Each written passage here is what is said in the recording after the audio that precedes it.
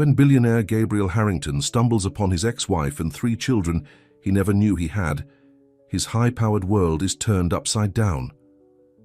Can he prove he's ready to fight for the family he lost and the love he still carries? Before we get into the story, comment below where in the world you are watching from today. Gabriel Harrington had everything money could buy. At 38, he was one of the most successful tech entrepreneurs in the country. His office sat at the top of a gleaming skyscraper in downtown Manhattan, and his face regularly appeared on the covers of business magazines. But none of that mattered right now. Not when he was staring at 3 children who had his eyes. He hadn't planned to stop in this small coastal town. It was just supposed to be a quick dinner break on his way to an important business meeting in Boston. The family diner wasn't his usual type of place. No fancy wine list, no celebrity chef, just home-cooked meals and red-checkered tablecloths. But the moment he walked through that door, his whole world turned upside down. There she was, Maya Wilson, his ex-wife, the only woman he'd ever truly loved. She looked even more beautiful than he remembered, her dark hair falling in soft waves around her face. She was smiling at 3 young children sitting across from her in the booth. 2 boys and a girl, all around 5 years old, all with his grey eyes and strong jawline. Gabriel's legs felt weak. He grabbed onto the nearest chair to steady himself. His mind raced with questions. Could they be? But that would mean the timing matched up perfectly with their divorce. More coffee, sir? A waitress appeared beside him with a pot in her hand. Gabriel barely heard her. He couldn't take his eyes off the scene in front of him. One of the boys was telling a story, his small hands moving excitedly. The little girl was giggling, her curls bouncing. And the other boy, he had Gabriel's serious expression, the one his mother used to tease him about. Before he knew what he was doing, Gabriel was walking toward their table. Maya looked up and the smile froze on her face. Her eyes widened with recognition, then fear. "Maya," he said, his voice barely a whisper. The children turned to look at him curiously. Up close, the resemblance was undeniable. His heart pounded so hard, he could hear it in his ears. "Are they—" He couldn't finish the question. Maya's face went pale. She quickly gathered her things, her hands shaking slightly. "Not here, Gabriel." Her voice was firm, but he could hear the tremor in it. "Kids, it's time to go." "But Mom, we haven't had dessert." "Yet," the little girl protested. "Another time, sweetheart." Maya stood up, ushering the children out of the booth. "Come on, let's go." Gabriel stood there, frozen, as they hurried past him. The children glanced back at him curiously, but Maya kept them moving. The bell above the door jingled as they left. Watched through the window as Maya helped the children into a modest SUV. His mind was spinning. 3 children. His children. It had to be. The timing, their faces, it all made sense now. Gabriel pulled out his phone and cancelled his Boston meeting with a quick text. Then he called his assistant. "Linda, I need you to clear my schedule for the next few days and find me a hotel in—" He looked around for the town's name on a local newspaper. "In Millbrook Cove." That night, lying in his hotel room, Gabriel couldn't sleep. Images of the children's faces kept flashing through his mind. He thought about all the birthdays he'd missed, their first words, their first steps. Anger and sadness battled inside him. Anger at Maya for keeping this secret, sadness for all the moments he'd lost.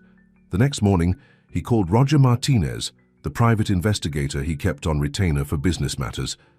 "I need everything you can find on Maya Wilson," he told Roger. "Current address, employment, everything, and I need it fast." "The Maya Wilson who was your ex-wife?" Roger asked. "Yes, and Roger, look for any records of children, birth certificates, school records, anything." While he waited for Roger's report, Gabriel drove around the small town. It was so different from his world of board meetings and business deals. Small shops lined the main street. Children rode their bikes on tree-lined sidewalks. Was this where his children had been growing up? He parked across from the elementary school at dismissal time, watching as parents picked up their children. Then he saw them, Maya's SUV pulling up, the 3 children running to meet her. His children. The thought hit him like a physical blow every time. His phone buzzed with a text from Roger. "Information ready, sending now." Gabriel opened the file and began to read.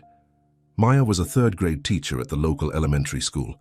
She'd moved here right after their divorce and bought a small house on Maple Street. And there they were, birth certificates for triplets born 8 months after their divorce was final. Elijah, Emma, and Ethan Wilson. No father listed. Gabriel's hands shook as he read their birth date over and over. Maya had been pregnant when she left him. She'd been carrying his children, and she'd never said a word. He remembered their last fight, how he'd missed their anniversary dinner for an important business meeting, how she'd finally broken down and told him she couldn't live like that anymore. He'd been so focused on building his empire that he let the most important thing slip away. Now, sitting in his rental car outside the school where Maya taught, where his children learned and played, Gabriel made a decision. He wasn't going to let them slip away again. He needed answers, and he needed to be part of their lives. He had no idea how to make it happen, but he knew one thing for certain: his life would never be the same after today. The successful businessman who thought he had everything was about to learn what really mattered and fight for the family he never knew he had. Maya's hands shook as she made breakfast the next morning. She hadn't slept all night, knowing it was only a matter of time before Gabriel showed up at her door. The triplets sat at the kitchen table, arguing over who got the last chocolate chip waffle. "Mom, Ethan took my juice," Emma complained. "Did not. I had mine first," Ethan protested. Maya turned to settle the argument when the doorbell rang. Her heart stopped. Through the window, she could see Gabriel's expensive car parked in front of her modest house. "Kids, go upstairs and get ready for school," she said, trying to keep her voice steady. "But Mom, we're not done eating," Elijah protested. "Now please." Her tone left no room for argument. The children trudged upstairs and Maya took a deep breath before opening the door. Gabriel stood there in his $1,000 suit, looking as handsome as ever, but his face was different, angry, hurt, confused. "Were you ever going to tell me?" he demanded, holding up a stack of papers. "Or were you planning to keep my children a secret forever?" Maya glanced nervously at the stairs. "Lower your voice, please. They can hear you." "They can hear me?" Gabriel's laugh was bitter. "That's rich, Maya. They should have been hearing me their whole lives. I'm their father."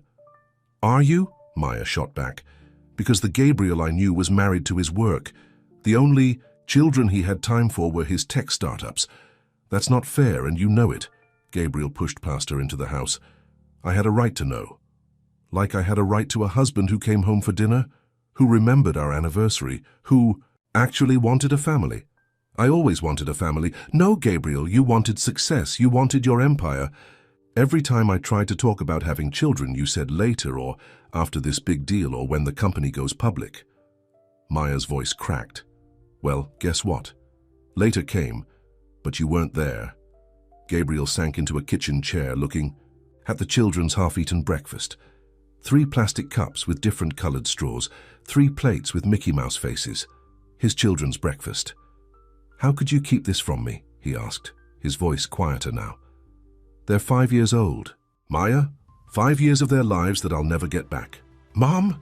Emma's small voice came from the stairs. "We can't find my blue hairband." Maya and Gabriel both froze.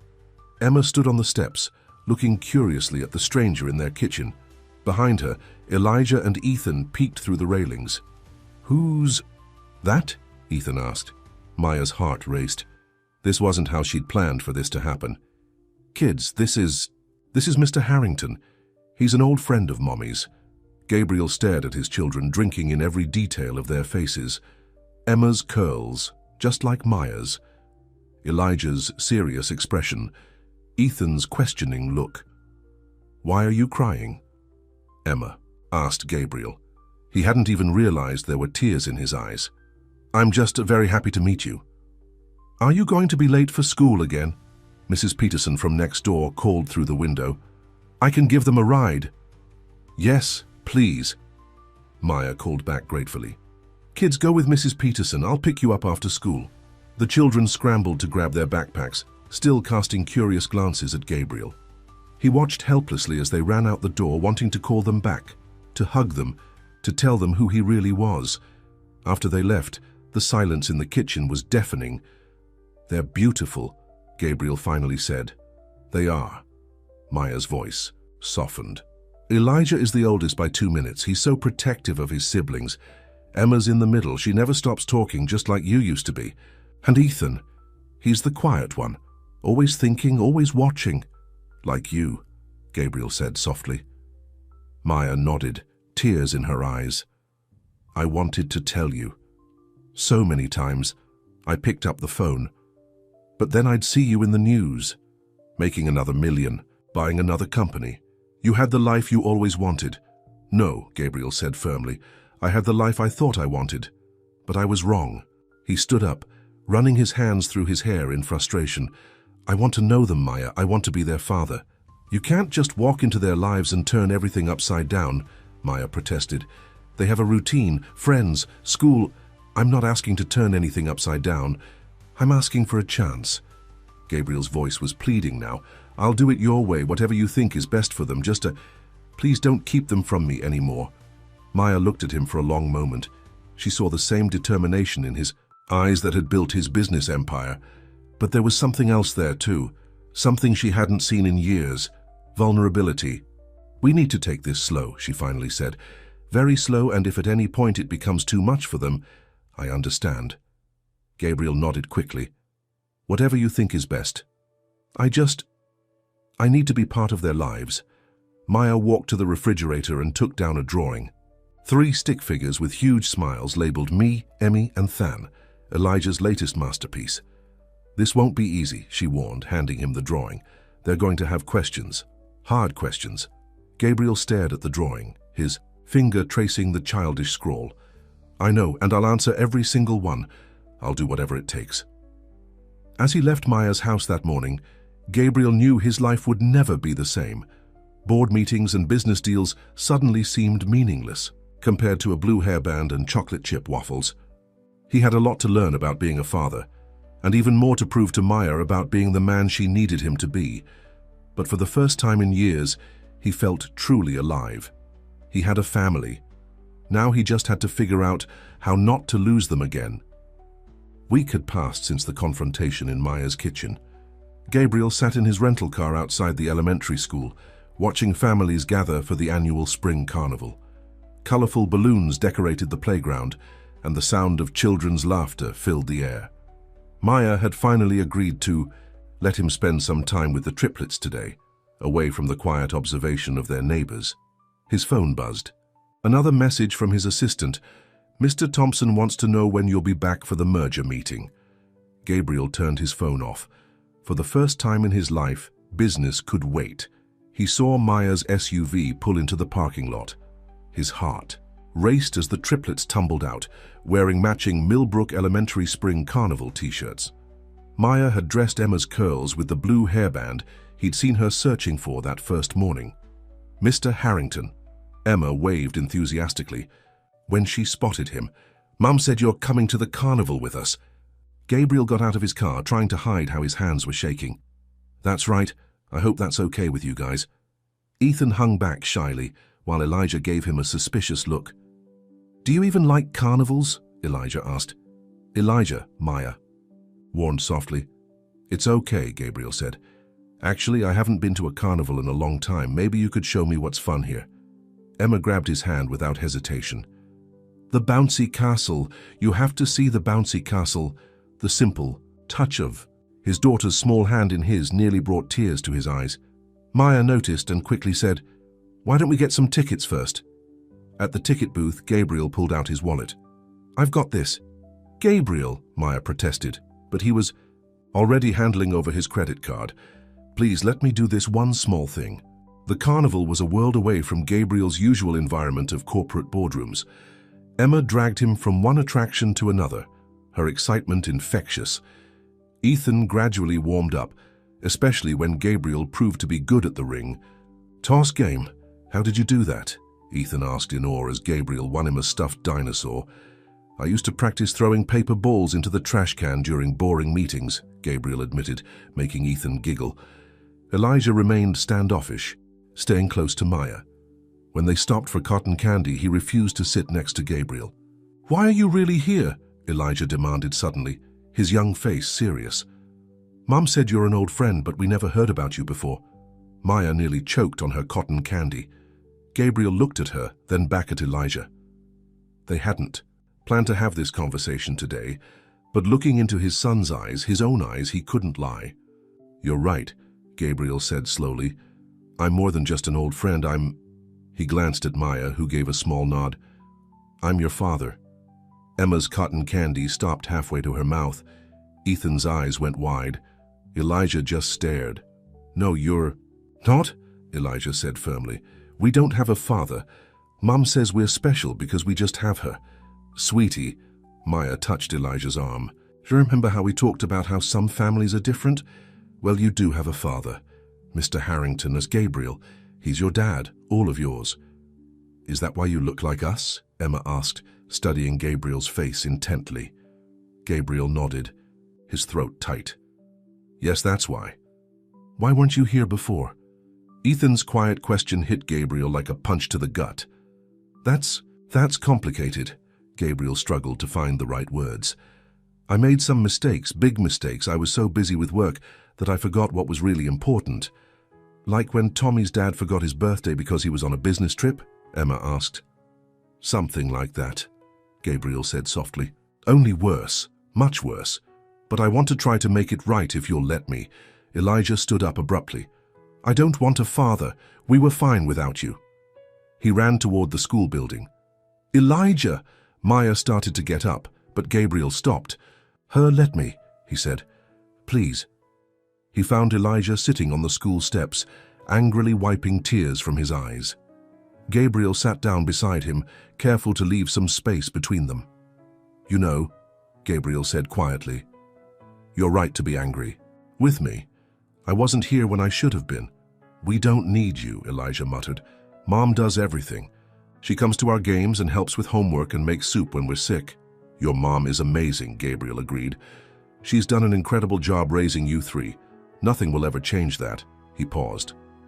But if you'd let me, I'd like to. Be there for those things too. Not to replace your mum, but to be there alongside her, to be your dad. Elijah picked at his shoelace. What if you leave again?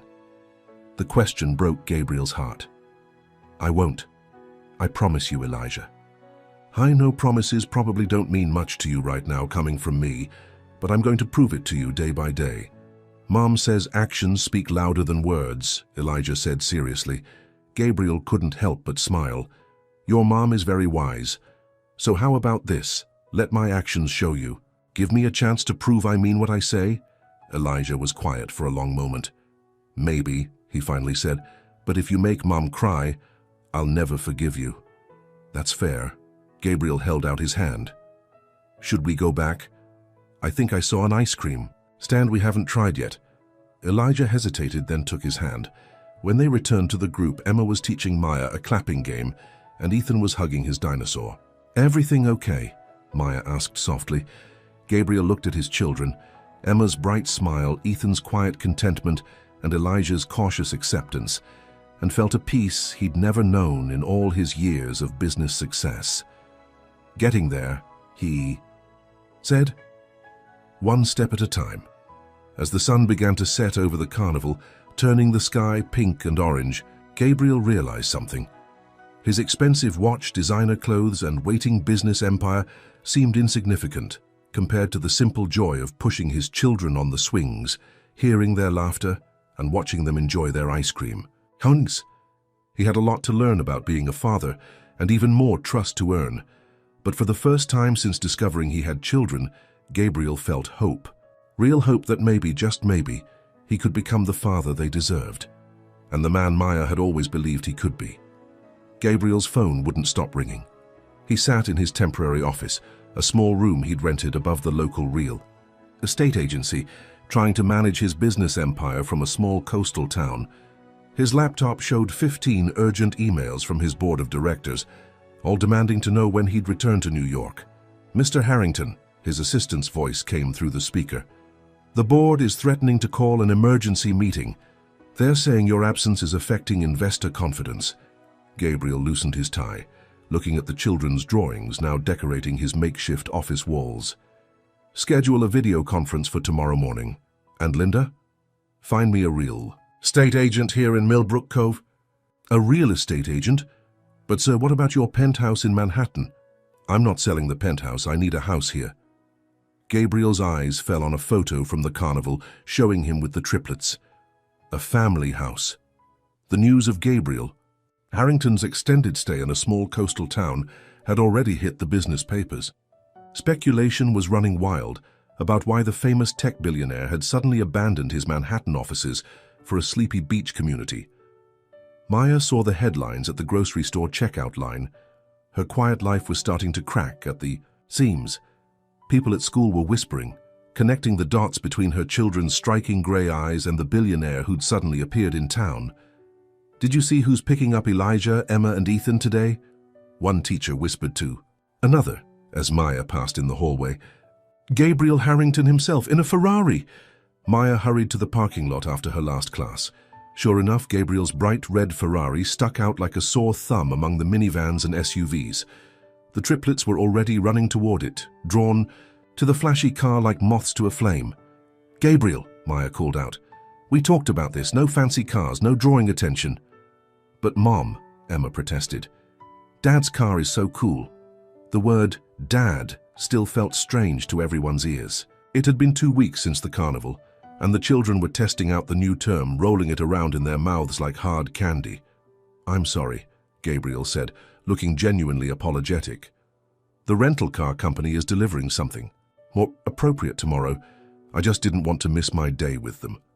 Maya sighed. She'd agreed to let Gabriel pick up the kids twice a week, trying to establish a routine. But everything about him screamed wealth and privilege, drawing exactly the kind of attention she'd tried to avoid for 5 years. "Mr. Harrington," a reporter suddenly appeared, camera in hand. "Is it true you're the father of Maya Wilson's triplets? How long have you known? Why the secrecy?" Gabriel instinctively stepped in front of the children, shielding them from the camera. "No comment, please leave my family alone." The word family hung in the air as Maya quickly ushered the children into the school building. Gabriel dealt with the reporter, his face stern in a way the triplets had never seen.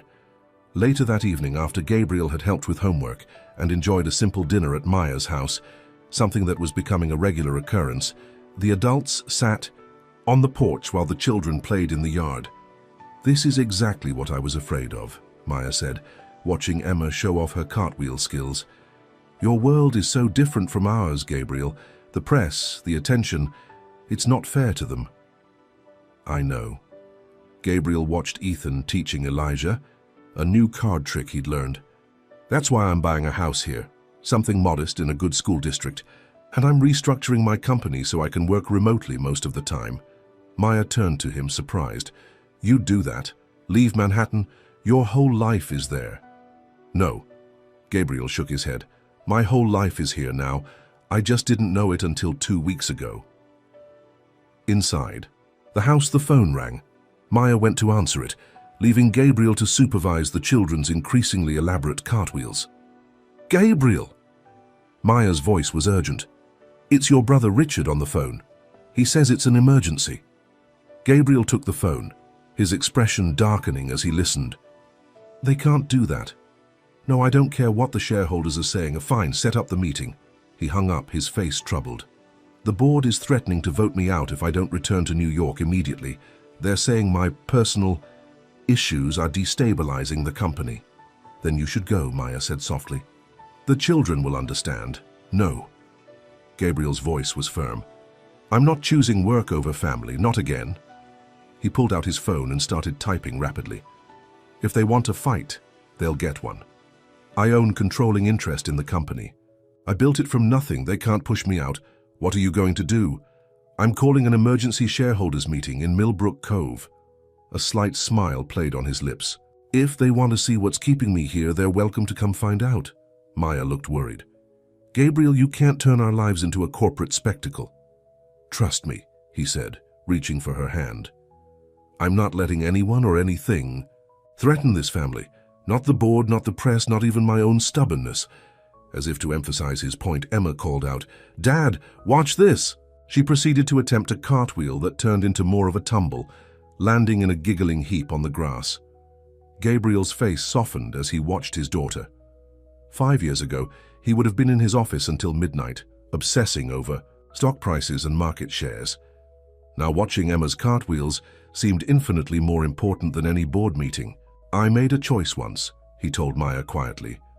"I chose wrong. I'm not making that mistake again."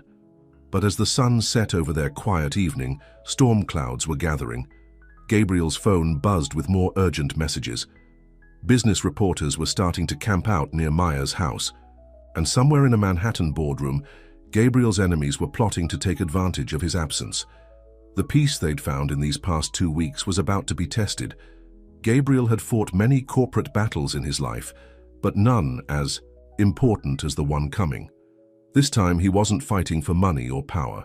He was fighting for his family, and he couldn't afford to lose. The Millbrook Cove Inn had never seen anything like it. Sleek black town cars lined the quiet street. As New York's business elite filed into the small hotel's conference room, ladies in designer suits picked their way carefully across the beach town's sandy sidewalks in their expensive heels. Gabriel had chosen this location deliberately. Let them see his new world. "Are you sure about this?" Maya asked, straightening. Gabriel's tie in the hotel lobby. She'd never seen him look more serious. "They need to understand that I'm not coming back to New York full-time. Ever." He caught her hand as she finished with his tie. "The company can adapt, or they can find themselves a new CEO." Richard, Gabriel's younger brother, approached them with a worried look. "Gabe, the sharks are circling. James Davidson brought his whole legal team.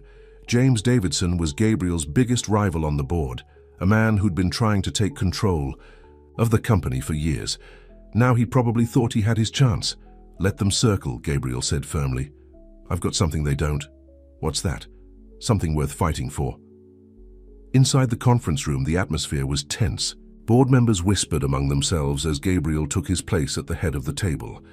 James Davidson sat directly opposite him, a smug smile on his face. "Before we begin," Davidson announced, standing up, "I move to discuss the leadership crisis at hand. Mr. Harrington has abandoned his responsibilities." "Abandoned?" Gabriel's voice cut through the room. "I've attended every meeting virtually. I've signed every document. The company's stock is up 12% this quarter." "But you've refused to return to New York," another board member chimed in. "You're hiding out in this beach town." "Hiding?" Gabriel pressed a button and a screen lowered behind him. "Let me show you exactly what I'm doing." Pictures appeared on the screen. The triplets at the carnival. Ethan showing off his science project. Emma's dance recital. Elijah's little league game. 5 years ago, Gabriel said, his voice strong and clear, "I made the biggest mistake of my life. I chose this company over my family. I lost my wife. I lost my children, before I even knew they existed. I won't make that mistake again." Murmurs filled the room. Davidson looked uncomfortable. "But the company needs," someone started. "The company needs a CEO who understands what really matters," Gabriel interrupted. "I built this company from nothing. I can run it from anywhere. Technology makes that possible. Isn't that what we're all about? Innovation, adaptation?" He clicked to the next slide, an organizational chart. "I've developed a restructuring plan, regional offices, decentralized leadership. I'll split my time between here and New York, but my primary residence will be in Millbrook Cove." "This is ridiculous," Davidson exploded. "You expect us to reshape the entire company because you suddenly discovered you have children." The conference. Room door opened. Maya stood there with the triplets, right on schedule. The room fell silent. "Yes," Gabriel said simply. "I do. Because they're not just children. They're my children. And this isn't just a beach town, it's their home." Emma waved at the room full of strangers. Ethan held tight to Maya's hand. Elijah stared straight at Davidson with Gabriel's own determined expression. "Ladies and gentlemen," Gabriel continued, "you have a choice. Either accept these changes or buy me out. I own 43% of this company. At current market value, that's $12 billion. Anyone want to write that check?" The room erupted in chaos. Board members argued among themselves. Davidson's face turned red. But Gabriel kept his eyes on his family standing in the doorway. Richard leaned over to his brother. You really would walk away from everything? In a heartbeat, Gabriel replied, but I won't have to. They need me more than I need them. He was right. After hours of heated debate, the board voted to accept Gabriel's restructuring plan. Davidson stormed out promising revenge, but everyone knew he'd lost.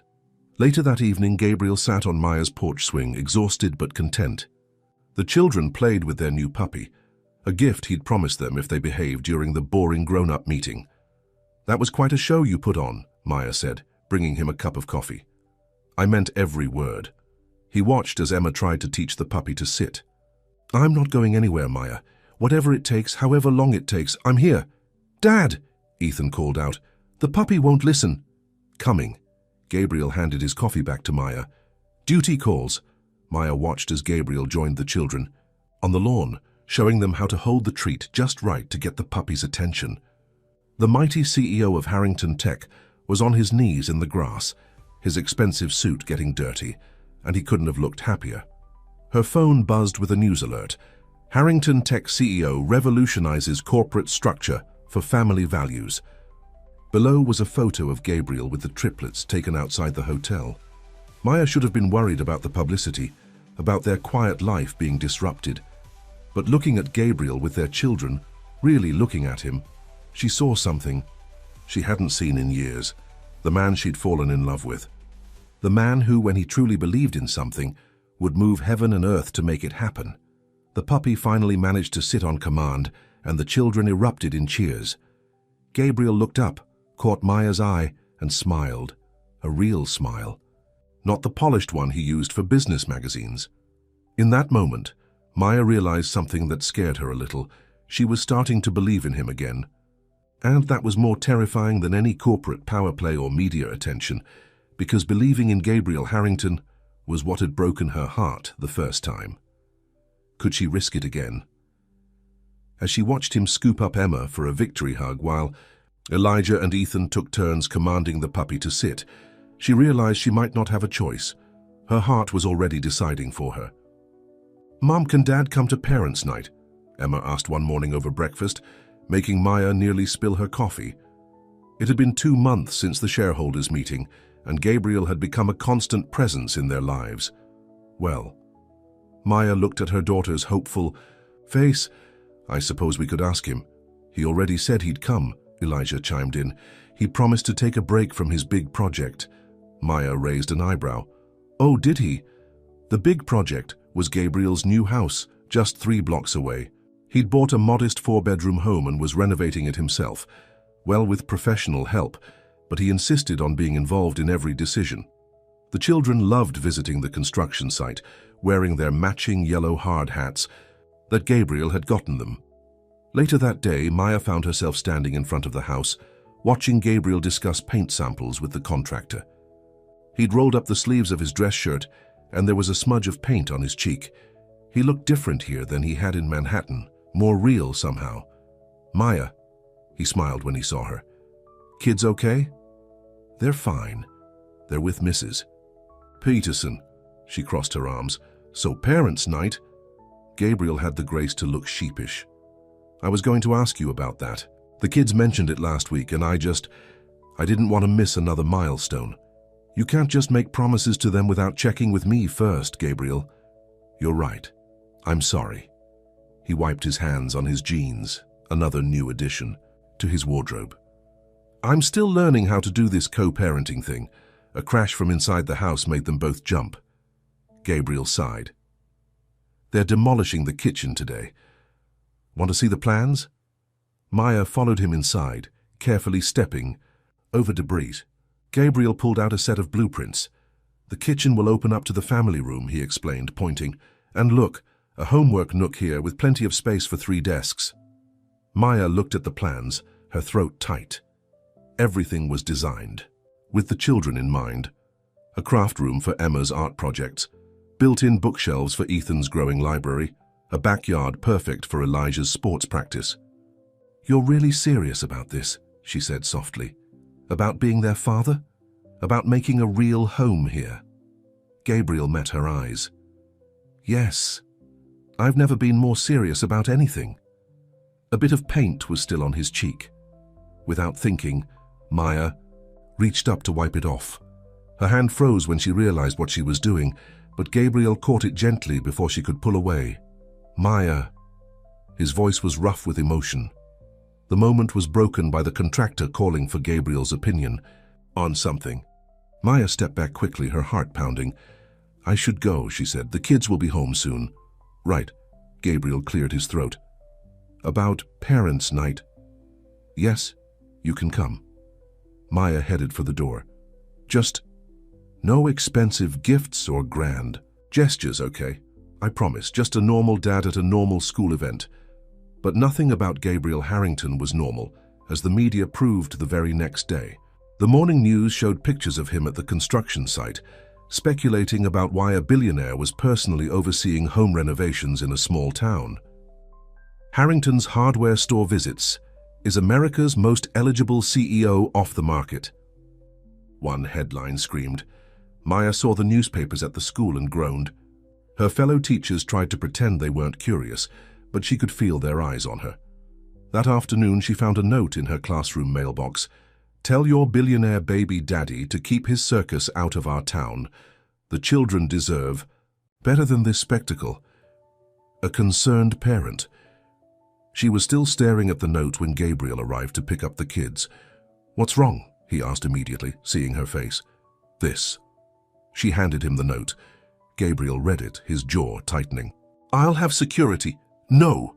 Maya cut him off. "That's exactly what they're talking about. We can't turn the children's lives into some kind of protected compound." "Then what do you suggest?" Gabriel ran a hand through his hair in frustration. "I can't change who I am, Maya. I can't make the media go away." "I know." Maya sank into her desk chair. I don't know how to protect them from all this." Gabriel knelt beside her chair. "Hey, look at me." He waited until she met his eyes. "We'll figure it out together. That's what parents do, right?" Despite herself, Maya smiled. "Since when did you become so wise?" "I had a good teacher." He stood up as they heard the children's voices in the hallway. "Still want me at parents' night?" "Yes," Maya said, surprising herself with how much she meant it. "The children want you there, and—" She hesitated. "And so do I." Gabriel's face lit up with a smile that made Maya's heart skip a beat, something that was happening more and more lately, much to her confusion and concern. The children burst into the classroom, full of stories about their day. Emma proudly showed Gabriel her art project, while Ethan explained his science experiment, and Elijah talked about soccer practice. Watching them, Maya realized something had shifted. This wasn't just Gabriel trying to make up for lost time anymore. This was a family, different from what she'd imagined, complicated by their past and their present circumstances, but a family nonetheless. The thought should have scared her. Instead, she found herself looking forward to parents' night, to seeing Gabriel interact with their children's teachers, to sharing this normal parental experience with him. And that, she realized, was the most dangerous thing of all. Because hoping for normal with Gabriel Harrington was like hoping for privacy with the paparazzi watching. Probably impossible, definitely risky, but somehow incredibly tempting. As they left the classroom together, Gabriel carrying Emma's art project like it was a priceless masterpiece, Maya caught herself wondering if some risks might be worth taking. The thought followed her home, settled into her dreams, and refused to leave, just like the man who turned their quiet life upside down and was somehow making it better in the process. Parents' night at Millbrook Elementary looked like a scene from a celebrity event. News vans lined the street and reporters tried to peek through the school windows. Inside, Gabriel sat next to Maya in tiny plastic chairs, listening intently as Mrs.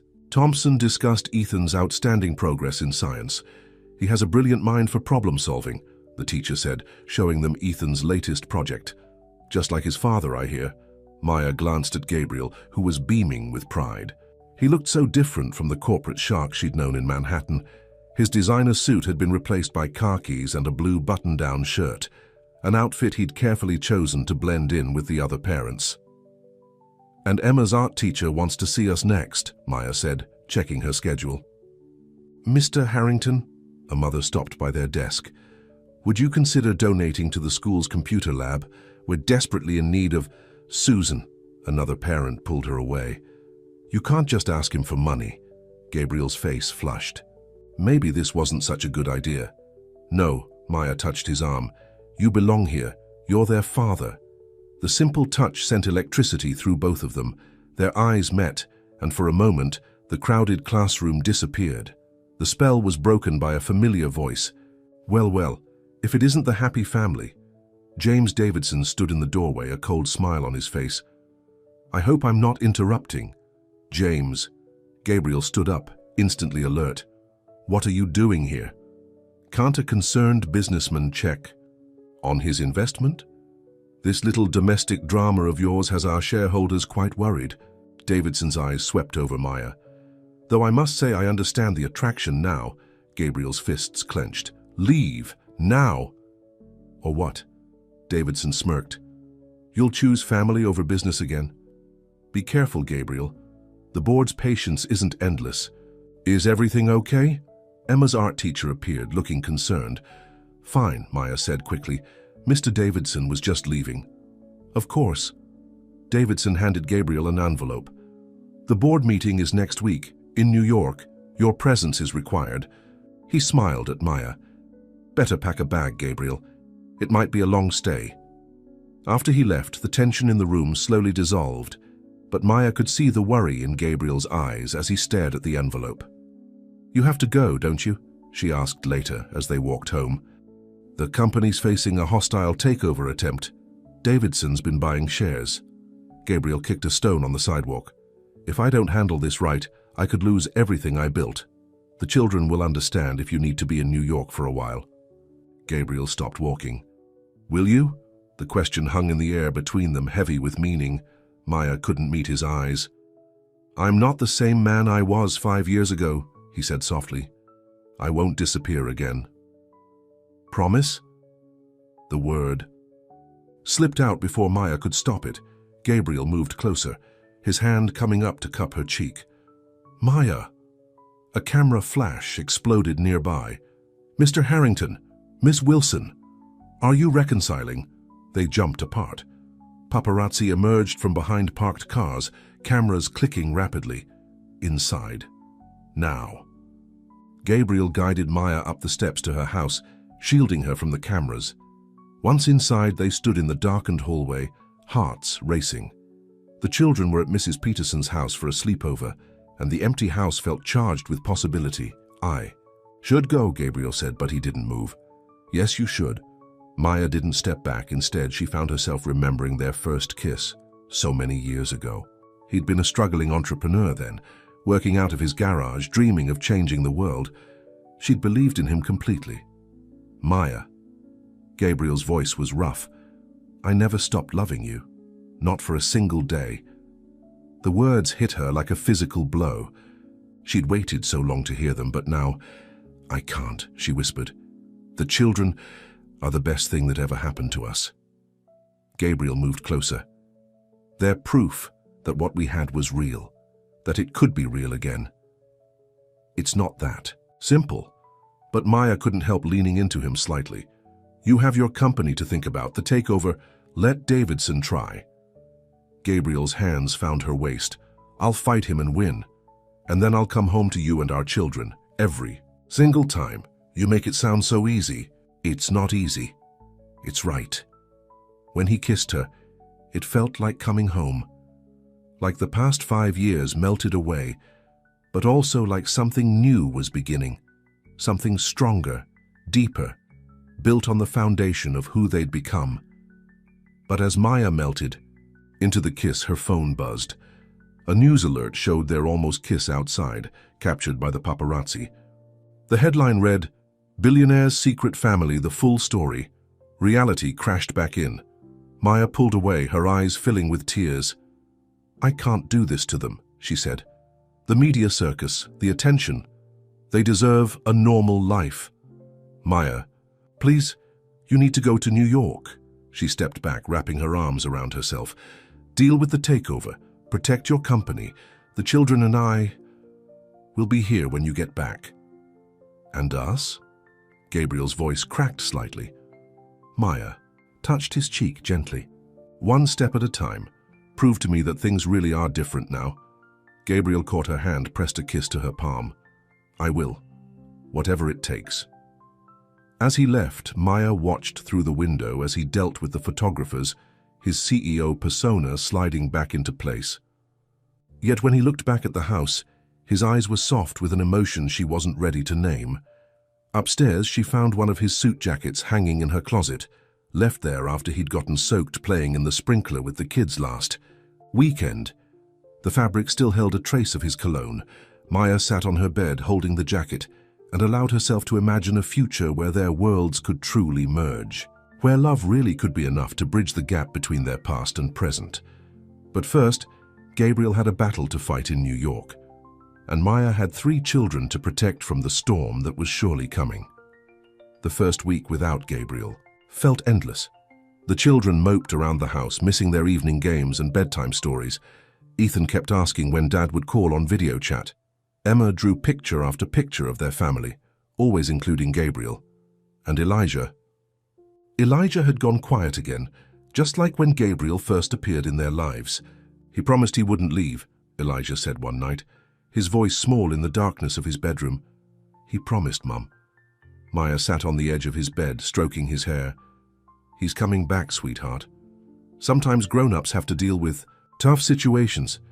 That's what Tommy's dad said before he moved to California. The words hit Maya like a punch to the gut. Before she could respond, her phone lit up with a video call from Gabriel. Dad! Emma and Ethan rushed in, having heard the familiar ringtone. Gabriel's tired face appeared on the screen. He looked exhausted, his tie loose around his neck, dark circles under his eyes, but his smile was genuine when he saw the children. Hey, munchkins, ready for your bedtime story? Every night, no matter how late it was in New York, Gabriel called to read to them. Tonight it was Where the Wild Things Are, complete with funny voices that made even Elijah crack a smile. After the children were asleep, Maya took the phone to the porch. You look terrible, she said softly. Gabriel ran a hand through his disheveled hair. Davidson's worse than I thought. He's been planning this for months, maybe years. He's turned half the board against me. Can he really take your company? Not if I can help it. Gabriel's face hardened. But Maya, the things he's threatening to expose.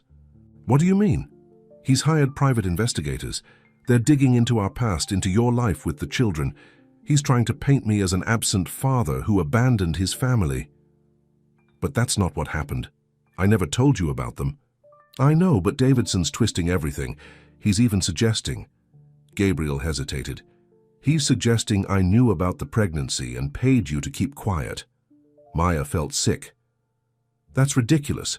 I have all the documentation, the divorce papers, the children's birth certificates. He doesn't care about the truth. He just wants to create enough scandal to force me out. Gabriel looked away from the camera for a moment. Maya, I need to ask you something. Would you and the children consider coming to New York? What? Why? To show a united front. To prove that we're a real family, not some scandal Davidson can exploit. Maya stood up, pacing the porch. You want to parade our children in front of the media? Use them as props in your corporate war? No, I want to protect them. Maya, please. Davidson's people are heading to Millbrook Cove. They'll hound you. Ask the children questions, then we'll leave town for a while. Visit my sister in Maine. And let Davidson win. Let him take everything I built, everything I want to leave for our children. The children need stability, Gabriel, not more chaos. A voice called out in the background of Gabriel's call. Mr. Harrington, the lawyers are ready. Gabriel closed his eyes briefly. I have to go, just think about it, okay? And Maya. His voice softened. I miss you, all of you. After he hung up, Maya sat in the porch swing, listening to the crickets chirp. The same swing where Gabriel had sat so many evenings, helping with homework or just talking with the children about their day. The next morning, the storm Gabriel had warned about broke. Reporters swarmed the school, forcing the principal to call the police. Photographers followed Maya and the children at the grocery store. Strange cars drove slowly past their house. Then the stories started appearing. Harrington, heir scandal, the truth about the secret children. Former wife speaks out, he abandoned. You see, a completely fabricated interview. Sources say Harrington paid millions in hush money. Maya's phone wouldn't stop ringing with calls from reporters. The children came home crying because classmates were asking them strange questions about their father. Is it true Dad gave you $1 million to go away? Emma asked, showing Maya an article on her friend's phone. That was the last straw. Maya called Gabriel. We'll come to New York, she said when he answered, but not for your company, for our children. The relief in Gabriel's voice was palpable. I'll send the private jet. No, we'll drive, like a normal family. Maya, it's an 8-hour drive. Then it's 8 hours where no one can harass our children. Her voice softened. Besides, they've never seen New York. Maybe we can make it an adventure instead of an escape. The next morning, before dawn, Maya loaded the children into her SUV. They were excited about the trip, but she could see the worry in their eyes. They were too young to understand corporate takeovers, but they understood that something was wrong. As they pulled out of Millbrook Cove, Maya caught a glimpse of Davidson's investigators watching from a black car. Let them watch, she thought fiercely. Let them see a mother protecting her children. 8 hours later, they pulled up to Gabriel's Manhattan penthouse. He was waiting outside, looking more disheveled than Maya had ever seen him. The moment he saw them, his whole body relaxed. The children tumbled out of the car, running to him. Gabriel dropped to his knees, gathering all three into his arms. I missed you so much, he murmured, holding them tight. Maya watched the reunion, her heart twisting. This wasn't the same man who'd chosen his company over their marriage 5 years ago.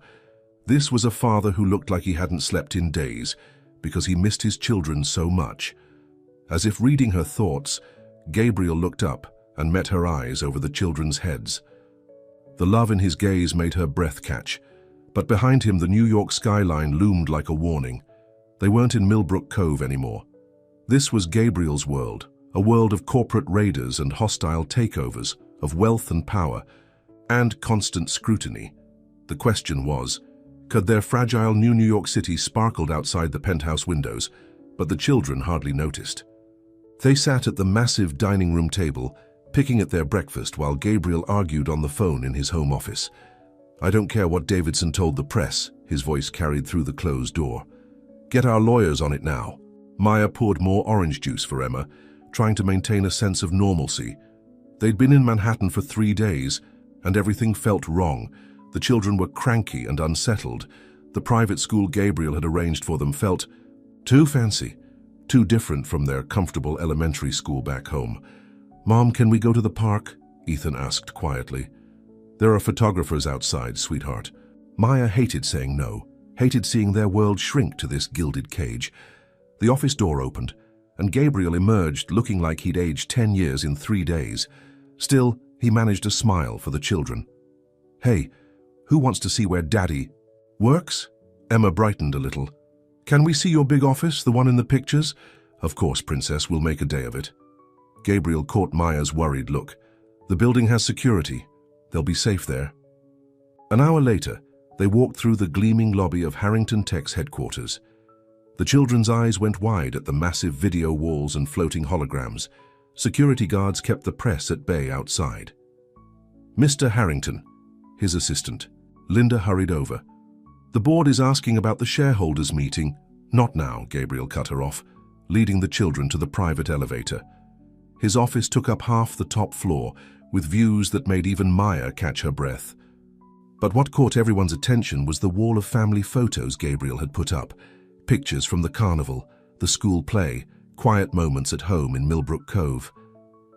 When did you do this? Maya asked softly. The day after you left town. I wanted everyone to see what I'm fighting for. Before she could respond, the office door burst open. James Davidson strode in, followed by 2 men in expensive suits. How domestic, he sneered. Playing happy families while your company crumbles? Gabriel stepped in front of his family. Get out, James. I don't think so. Davidson waved a folder. The board meeting is in an hour, and I have some very interesting documents to share. Elijah moved closer to Maya, but his voice was strong. Leave our dad alone. Davidson's smile turned cruel. Your dad? The man who didn't even know you existed until a few months ago. The man who... That's enough, Gabriel's voice thundered through the office. Linda, take my family to the private conference room, now. Gabriel. Maya started. Please, he said softly. Let me handle this. In the conference room, Maya tried to distract the children with the giant touchscreens on the walls, but all she could think about was Gabriel, facing Davidson alone. An hour passed, then 2. Employees hurried past the glass walls, whispering and pointing. The children grew restless. Finally, the door opened. Gabriel stood there, his tie loose, his hair messy from running his hands through it. Is it over? Maya asked. Almost. He looked exhausted but determined. Davidson played his hand. He tried to paint our story as a scandal, tried to convince the board I'm emotionally compromised. What happened? A slight smile crossed Gabriel's face. He forgot one thing: family isn't a weakness. It's the greatest strength there is. He walked to the wall of photos, touching one of Ethan's science fair project. I showed the board these pictures, told them about Ethan's brilliant mind, Emma's creative spirit, Elijah's determination, showed them the house I'm building in Millbrook Cove, and I reminded them that every product we've created, every innovation we've made, was about making the world better for families, for children, for the future. He turned to face them. I told them I'm a better CEO now because I understand what really matters. Maya felt tears in her eyes. Did they believe you? Before Gabriel could answer, Linda burst in. Sir, the votes are in. Everyone hurried back to Gabriel's office where the board members were gathering on video screens.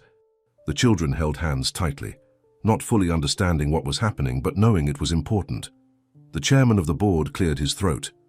After careful consideration of all evidence presented, the board has voted to retain Gabriel Harrington as CEO, with full authority to implement his proposed restructuring plan. Emma squealed with delight. Ethan and Elijah high-fived each other, but Maya kept her eyes on Davidson, who stood in the corner looking murderous. This isn't over, he snarled. Yes, it is. Gabriel's voice was steel. Your shares will be bought. Out at market value. There's a car waiting to escort you out. Never come near my family again. After Davidson was gone, after the board members had signed off, after Linda had cleared Gabriel's schedule for the rest of the day, the family stood together, looking out at the city. Can we go home now? Elijah asked quietly. Home to Millbrook Cove? Gabriel looked at Maya. She nodded. Home to Millbrook Cove. Gabriel gathered them all into a hug. His family safe in his arms at last. He'd won the battle for his company, but he knew that wasn't his greatest victory. His greatest victory was right here, in the love of 3 children who called him Dad, and in the softening eyes of the woman who was starting to believe in him again. Let's go home, he said. But as they prepared to leave his office, a final call came through. Linda's face was grave as she delivered the message. Sir, there's been an incident at the house in Millbrook Cove. A fire. Maya's gasp echoed through the suddenly silent office. Their happy ending had just hit another obstacle, and this one threatened the very home they were trying to return to. Gabriel's private jet touched down in record time, but the drive from the airport to Millbrook Cove felt endless. Smoke was visible from miles away, rising into the evening sky. Maya clutched Gabriel's hand in the back of the car while the children slept, exhausted from the emotional day. Please, Maya whispered, not our home. When they reached their street, fire trucks still lined the road, but it wasn't Maya's house that had burned. It was Gabriel's renovation project, the family home he'd been building for them. The roof had collapsed and the walls were charred black. No, Emma cried, waking up to see the destruction. Dad's house! The fire chief approached as they got out of the car. Mr. Harrington, we found evidence of accelerant. This wasn't an accident. Gabriel's face darkened. Davidson. We've already arrested a suspect, the chief continued. He confessed that Mr. Davidson paid him to do it. Elijah kicked at the burned grass. Now we can't live here. Hey. Gabriel knelt down beside him. It's just a house. What matters is that we're all safe. Maya looked at the ruins of what should have been their fresh start. All the careful plans, The children's special rooms, the family spaces Gabriel had designed with such love, all gone. "What do we do now?" she asked.